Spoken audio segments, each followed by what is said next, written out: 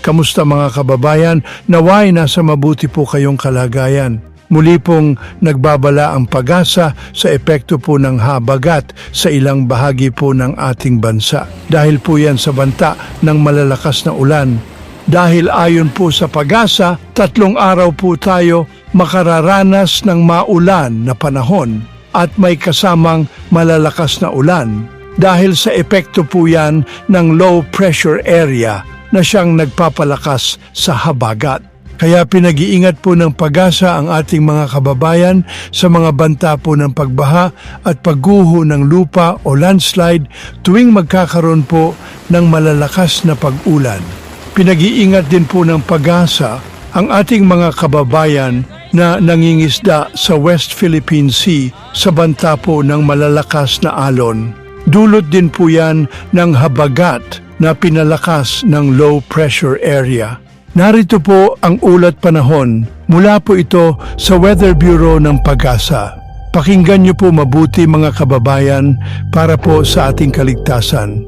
Sa kasalukuyan po ay patuloy pa rin nating binabantayan itong bagyo na nasa labas po ng ating Philippine Area of Responsibility. Huli po itong namataan sa layong 610 kilometers kanluran or west ng Iba, Zambales. Although sa ngayon po nasa labas po ito ng PAR, for now po hindi natin nirule out yung possibility na maaaring pumasok po siya ulit ng ating Philippine Area of Responsibility. Although sa ngayon po hindi ibig sabihin na hindi na po tayo makakaranas ng mga pag-ulan sa mga susunod na araw. Kung makikita po natin dito sa ating latest na satellite animation, yung kaulapan na dala ng epekto nitong southwest monsoon o habagat ay nakakaapekto pa rin mula dito sa Central Luzon hanggang dito po sa Kabisayaan. Kaya asahan pa rin po natin magpapatuloy ang makulimlim na panahon sa malaking bahagi ng Luzon and Visayas hanggang sa mga susunod na araw at possible po na mas malakas din po yung mga pag-ulan na mararanasan sa ilang bahagi ng ating bansa. At mas mararamdaman po yung malalakas na mga pag-ulan mostly dito po sa may western sections ng Luzon, dyan po sa Zambales, sa Bataan, pati rin po sa Cavite, Batangas,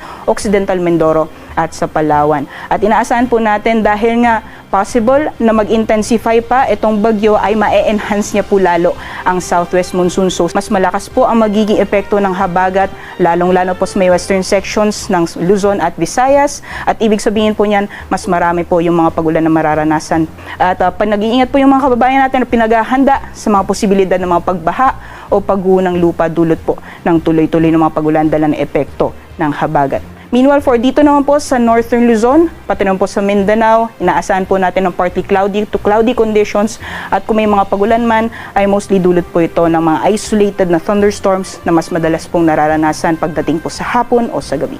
Ayon po sa ating latest na weather advisory, inaasahan po natin na dulot ng epekto ng habagat ay mararanasan ng 50 to 100 millimeters na mga pagulan or total rainfall sa susunod na 24 oras dito po sa mga areas na shaded ng yellow. Diyan po sa Zambales, sa Bataan, Cavite, Batangas, Occidental Mindoro, pati na rin po dito sa Palawan. Ibig sabihin po niyan, itong amount po na ito ay posibleng magdulot ng mga pagbaha, especially sa mga low-lying areas. Dahil inaasahan po natin na may enhance or mapapalakas ang epekto ng habagat, mas maraming lugar ang posibleng makatanggap ng 50 to 100 millimeters na mga pag-ulan at mas madadagdan po yung mga pag-ulan or mas lalakas pa yung mga pag-ulan dito po sa mga areas na shaded ng orange. Diyan po ulit sa Zambales at Bataan, pati na rin po dito sa Occidental Mindoro. Yung mga areas naman po ng shaded ng orange, ibig sabihin po niyan, possible po yung 100 to 200 millimeters na mga pag-ulan at sa amount po na ito, mas mataas po yung posibilidad ng mga pagbaha o pagguho ng lupa.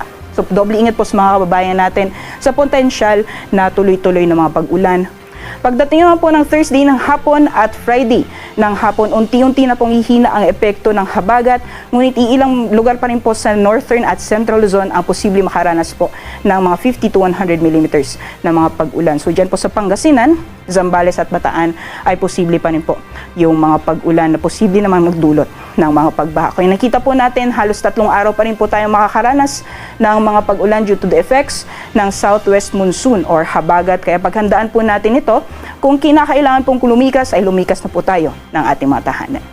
Sa kalagayan naman po ng ating karagatan, wala po tayong gale warning sa ngayon or babala sa matataas na mga pag-alon, pero dahil po sa epekto ng southwest monsoon o habagat ay inaasahan po natin ang katamtaman hanggang sa maalon na karagatan sa western sections ng Southern Luzon at Visayas. So doble ingat po sa mga planong pumalaot, especially dahil inaasahan natin na lalakas pa ang habagat sa mga susunod na araw.